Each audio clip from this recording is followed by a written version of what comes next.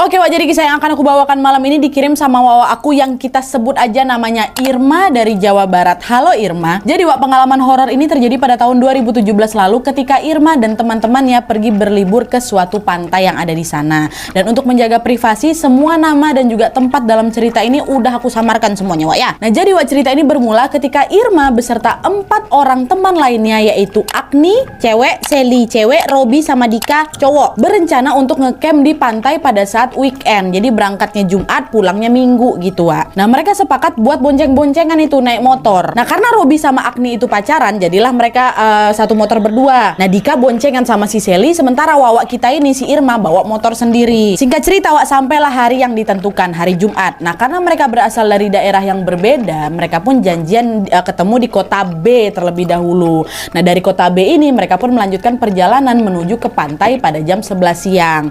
Karena lokasi si pantai ini cukup jauh, akhirnya pada jam 3 sore mereka pun memutuskan untuk beristirahat di pom bensin. Anehnya pada saat itu Agni, temannya si Irma ini, justru sibuk memperhatikan seorang bapak-bapak dengan tatapan kosong. Nah Irma yang keheranan pun langsung nepuk si Agni kan. "Oh Agni, ngeliat apa kau? Serius sekali, jangan bengong." Itu loh Wak, ngapa bapak-bapak tuh ngeliat aku kayak gini? Maksudnya apa coba? Bikin takut aja. Hah? Emang bapaknya kenapa Wak? Kata Irma kan. Masa dia tadi nyamperin aku Wak, terus dia bilang jangan lanjutin kalau mau selamat, kata dia kayak gitu. Hah? Dia bilang kayak gitu? Kok aneh kali Wak, bercanda aja mungkin bapaknya tuh sama kau. Entahlah Wak, aku pun gak mau pikirkan kali, kata siapa ini, kata Agni kan. Dah lah tuh Wak, mereka pun berusaha untuk mengabaikan ucapan bapak-bapak tadi dan segera melanjutkan perjalanan. Nah terus sekitar jam 5 sore nih akhirnya mereka sampailah di pantai itu kan. Tanpa menunggu waktu yang lama mereka pun langsung mendirikan 2 tenda, satu tenda buat laki-laki, satu tenda buat perempuan. Mereka memang berencana buat bertenda aja di situ walaupun memang ada beberapa penginapan di sana Wak. Nah pada saat itu sekitar jam 9 malam Agni sama si Robi yang pacaran berdua ini izin keluar bentar nih buat cari rokok karena di sekitar pantai itu nggak ada jualan rokok. Dan mereka berdua pun pergilah nyari ke warung yang lain sambil bawa motor. Berjam-jam kemudian Wak, Robi sama si Agni ini pun juga belum balik-balik nih. Dan karena yang lain udah pada ngantuk, mereka pun langsunglah tidur di tenda masing-masing. Terus besok paginya Wak, ketika si Irma duluan yang bangun, dia melihat Agni memang udah ada di tendanya dia. Entah balik jam berapa lah si Agni ini semalam sama si Robi ya kan. Irma pun nggak ambil pusing, dia memilih untuk keluar tenda dan duduk-duduk di pantai. Nah pas lagi asik-asik menikmati suasana pagi itu Wak, Irma tiba-tiba mendengar Dika, kawan laki-laki yang satu lagi tuh berteriak dari dalam tenda tuh, "Astagfirullah, Robi kau kenapa?" Kata siapa ini? Kata siapa? Kata, aduh siapa nama dia yang tadi itu kan? Aku Dika, kata si Dika. Nah mendengar teriakan itu Irma pun langsung larilah ke arah tenda laki-laki ini, disusul sama si Agni sama Sally juga yang udah kebangun karena teriakan Dika. Sesampai di tenda laki-laki itu Wak, mereka melihat Robi dalam kondisi pingsan dan juga sempat mimisan Wak, ada bekas darahnya. Kata Dika waktu itu darah Robi banyak kali netesnya Wak. Nah dengan panik mereka pun berusaha untuk menyadarkan Robi dan untungnya tidak lama kemudian Robi tersadar nih dari pingsannya. Dari situlah dia pun langsung menceritakan apa yang sebenarnya dia alami barusan itu Wak. Jadi ceritanya Robi itu waktu dia pingsan itu dia ini bermimpi sedang dikejar-kejar sama 3 orang yang tidak dia kenal.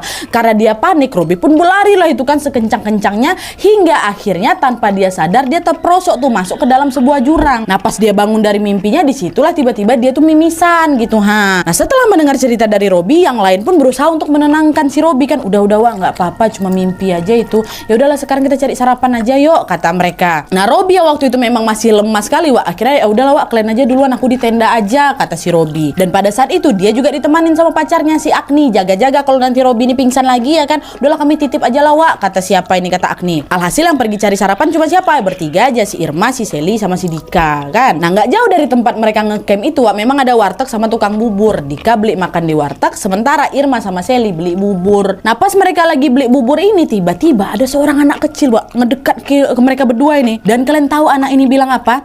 Dengan nada yang serius si anak kecil ini bilang, "Awas teh, ada yang ikut, nanti baliknya susah loh," kata si anak ini. Nah mendengar ucapan itu seketika Irma jadi terkejut kan. Maksudnya gimana nih dek? Kata dia gitu. Nah pas ditanyain balik sama Irma Wak, si adek tadi malah yang jadi kebingungan. Dia cuma, hah?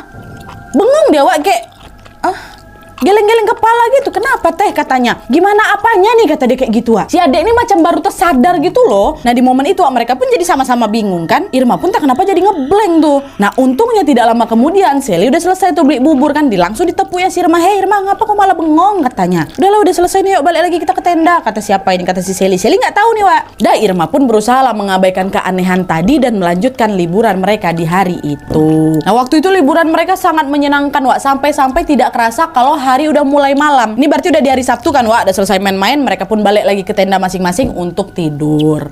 Nah terus besoknya di hari Minggu liburan mereka kan udah selesai nih. Rencananya jam 10 pagi mereka mau OTW pulang Wak, sekalian mampir ke pasar ikan yang memang nggak jauh dari sana. Rencananya mereka ke pasar ikan itu mau beli seafood gitulah buat oleh-oleh. Nah udah sampai di pasar itu mereka beli ikan. Nah terus ikan yang mereka beli ini dijadikan satu di dalam box styrofoam besar yang ditaruh di belakang motornya Irma. Irma kan sendiri bawa motor kan. Dan setelah itu mereka pun lanjutlah jalan pulang.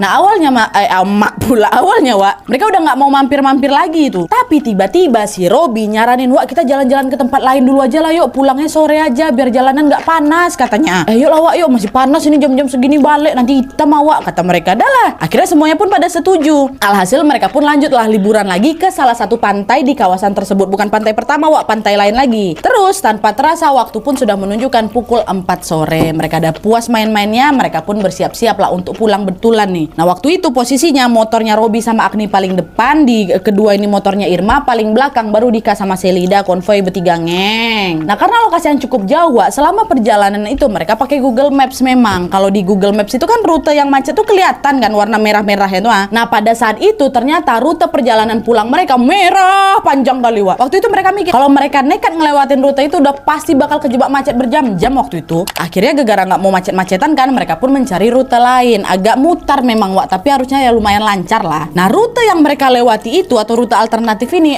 jalan tuh agak sempit Wak. Kanan kiri itu penuh-penuh pohon sama rumah-rumah warga dengan bangunan yang tampak seperti rumah zaman dulu lah pokoknya. Dan mereka pun lewat sana kan, ngeng. Makin lama jalan ke sana makin menanjak jalanannya Wak. Makin menanjak, berkelok-kelok, rumah-rumah warga juga makin jarang waktu itu. Dan waktu pun sudah menunjukkan masuk maghrib. Dah, langit udah mulai gelap nih Wak. Nah di momen itulah Wak, tiba-tiba mereka dikejutkan dengan suara deru motor yang sangat berisik dari arah belakang mereka. Entah rombongan siapa yang ada di belakang tuh, tapi yang jelas Wak, suara klakson dan juga knalpot dari rombongan di belakang itu terdengar sangat berisik. Si Irma kan sendirian tuh. Irma yang memang kebingungan pun mengintip lah dari spionnya. Dan betapa terkejutnya si Irma ketika dia melihat rombongan di belakang mereka itu membawa macam pedang sama golok itu loh Wak, yang diseret mereka ke aspal tuh hingga menimbulkan percikan-percikan api. Nah di momen itulah Irma pun langsung teriak, wah begal Wak, begal ngebut, cepat ada begal katanya. Dengan panik semua mereka berlima ini pun langsung tancap gas kan Wak. Udah nggak peduli lagi ke arah mana mereka lewati, yang penting gas aja lah gitu, tinggalkan dulu mereka gitu, yang penting selamat gitu. Nah singkat cerita sampailah Wak mereka ke sebuah jembatan nih ya kan. Nah pas mereka berlima nengok ke belakang, rombongan begal tadi udah nggak ada Wak, udah nggak kelihatan nih. Nah dengan kondisi yang masih syok, mereka pun semua turun dari motor masing-masing untuk menenangkan diri Wak. Nah karena tidak tahu lagi ada di mana, mereka pun berniat mau nanya ke warga sekitar